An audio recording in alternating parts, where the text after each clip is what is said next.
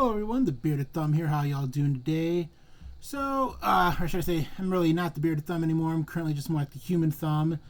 I gotta kind of stay clean shaven because being a fat, sweaty guy, having to wear a mask at work during the whole pandemic, it doesn't go well when you have a beard. So, but moving on, I got something that's not completely new to this channel, but you can see my ugly mug, which is not often done on here.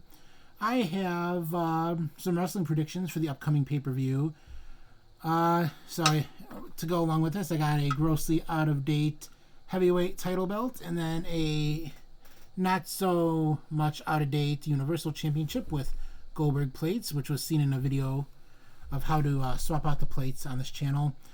I'm going to go ahead here and give my predictions for the upcoming Clash of Champions Gold Rush pay-per-view.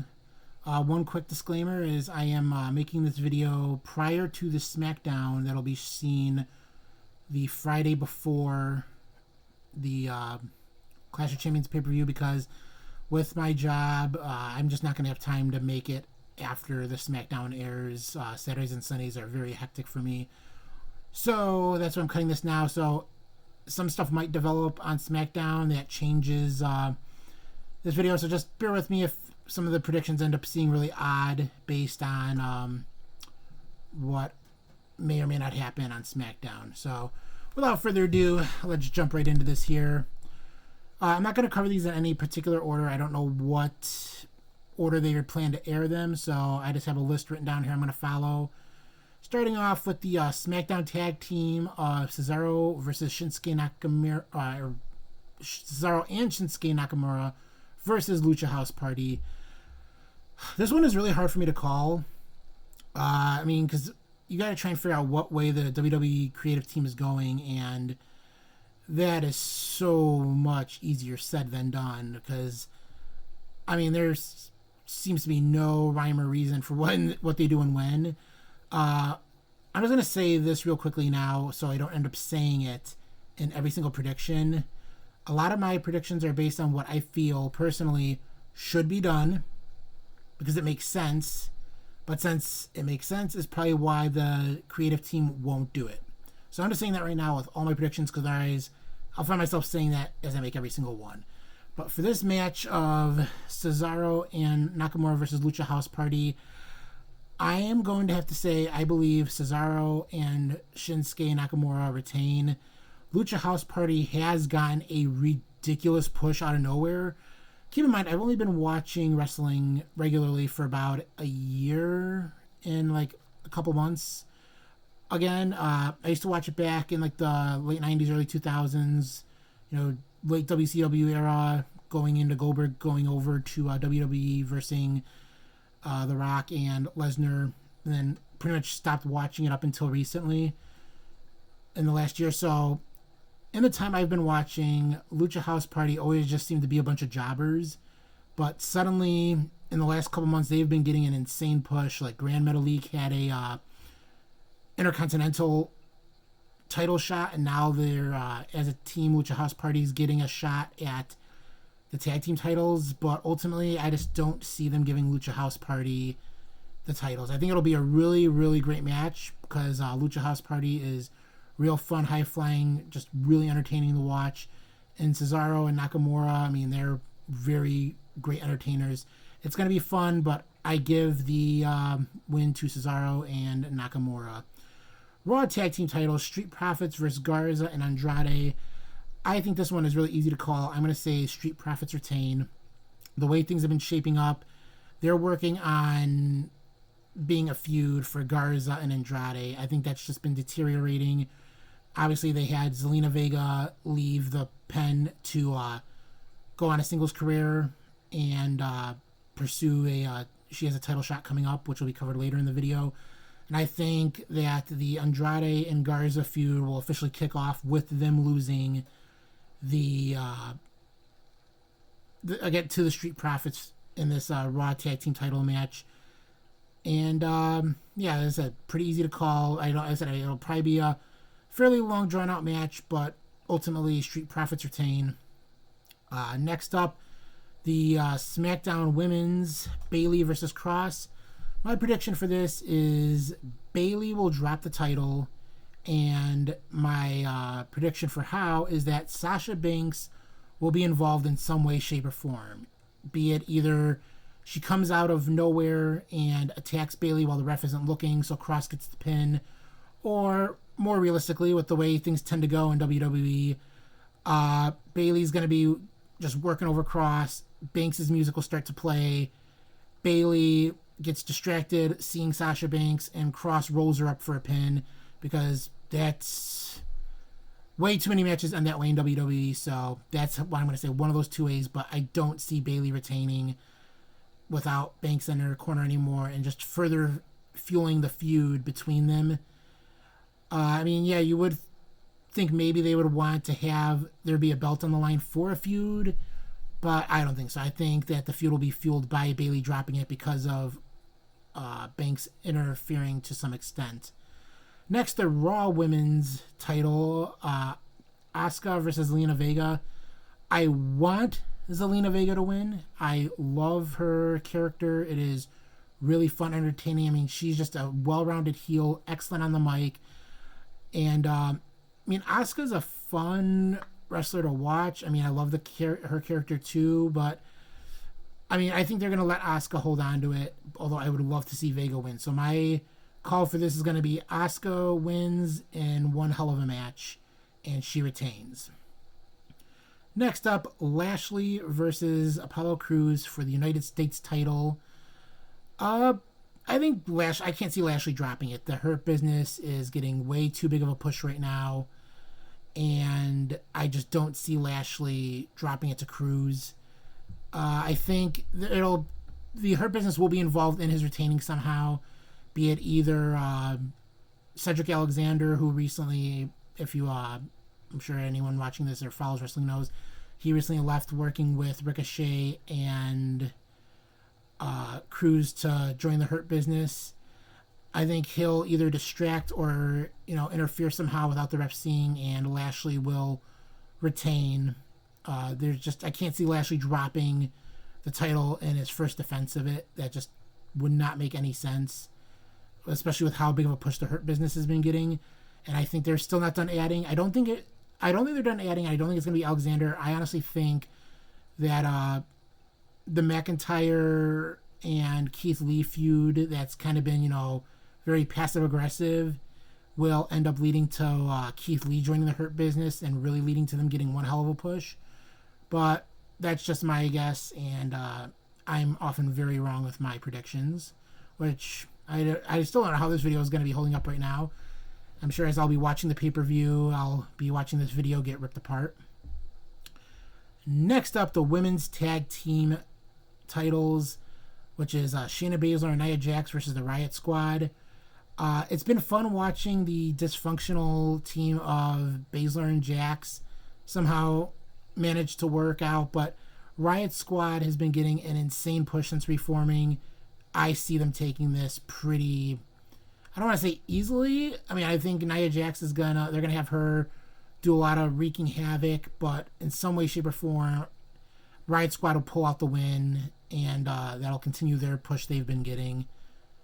Next up is the Intercontinental three-way match, which I wish I would have made a video. I called this with some of my friends. I knew this is how it was going to play out when this ridiculous storyline of Sami Zayn coming back claiming he never lost it and he's still a title holder. And I was like, yeah, it's going to lead to a triple threat match. And I didn't call the ladder match part of it. I just thought it was going to be a straight-up triple threat. For this one, I see Hardy retaining. He's another guy who's just been getting an insane push lately, although I'm really confused with how his push has worked, how he goes from being this guy on a really good-hearted redemption process to suddenly, using his knee brace as a weapon to questionably win matches against both AJ Styles and Shinsuke Nakamura. But yeah, I see, with it being a ladder match, that's a Hardy special. If he doesn't win it, I'd be surprised. I can't see them having Zayn win it. I think they're, if Hardy was to lose, which I don't think he's going to, it's going to be Styles. But no, my solid pick for this is Hardy retains in what should be one fantastic match. I think this will probably end up being the best match of the night, mainly because of the Styles and Hardy factor. I really don't like Sami Zayn, so I just don't see him adding much to it. Next up, the Universal title between Reigns and Uso. No way in hell Uso wins this. They are not... I mean, the entire SmackDown storyline and landscape has been turned on its head with them suddenly throwing Reigns back in. I cannot stand Roman Reigns. I do not like him one bit. That's going to draw some ire from my girlfriend. She's a huge Roman Reigns fan, but I'm sorry. No. I mean, the guy calls himself the best performer of this generation. It's like, yeah, you're so great. They needed to give you a mouthpiece to cut 90% of your promos. Congratulations, bro. Like, and he's not bad on the mic. He's passable on the mic and a phenomenal athlete. But when he made that statement saying he's one of the best all-around wrestlers, no. If they were to give a push to someone like Dolph Ziggler, he's the whole package. Phenomenal athlete, fantastic on the mic.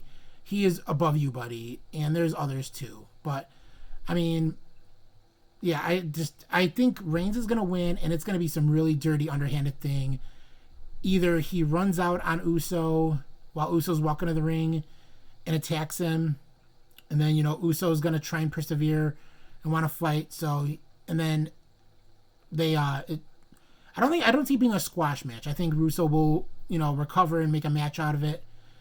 And if that doesn't happen, it'll, they'll both go out to the ring, the match will start, and either way, it's going to be a great match to watch. I don't see it being a squash match for Reigns, but one way or another, Reigns is going to probably beat the living hell out of Uso just to make a point that, he truly doesn't care anymore. This whole wreck everyone and leave thing, like, it's going to show, like, family isn't exempted from it. I mean, it just seems the way it's going with how, like, even though he's supposedly teamed up with him twice recently, once where he, came up at the last minute to steal the win, and then again recently in that awful Samoan street fight, which I don't know why it was Samoan. I guess because two Samoan guys were involved in it. I mean, nothing about the theme was Samoan, but whatever. But yeah, the way he would keep like looking at Uso, I just think it's going to be like an absolute beatdown at some point. Like, I wouldn't be surprised if the match just ends because like Uso's deemed like it's like almost like a TKO type thing. Like the ref just deems him unable to continue. So Reigns wins, definitely. And then the ambulance match with Orton and McIntyre. This is probably the only one I really have a hard time trying to call because, going back to an earlier comment, you don't know what route they're going to take with the creative team. I think the thing that would make sense is to have Orton win and have him drop. Well, originally, let me clear this up. Before the whole thing with Otis and the whole lawsuit with The Miz and Morrison now, which I don't know how that's going to play out because, like I said, I'm filming this before Smackdown coming up. I don't know how that's going to play out, but if that wouldn't have unfolded and if Otis finds a way to retain the Money in the Bank contract, I think the way to get Orton to tie Ric Flair and John Cena for WWE title reigns while making it relatively quickly change hands would have been to have Orton beat McIntyre, then have Otis cash in on Orton to win it, just to get rid of the Money in the Bank contract, because everyone knows that this was not going to be a long-term thing with Otis holding Money in the Bank contract, because Roman Reigns turned everything on its head. But then you realize that Otis is on SmackDown, so he couldn't cash in technically on Orton. I don't know how that works, if he can cross brands or not. Like I said, I'm not very familiar with wrestling since I've only been watching for the last year.